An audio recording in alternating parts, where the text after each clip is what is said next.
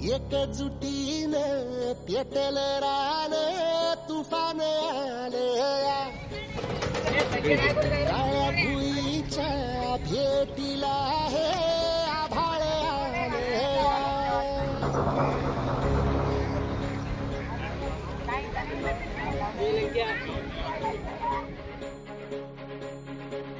एकजुटीने पेटल रान तुफान आलया काळ्या भुईच्या भेटीला हे आभाळ आलया ढेगाळ माय मातीच्या ह्या डोळ्यात जागली या आस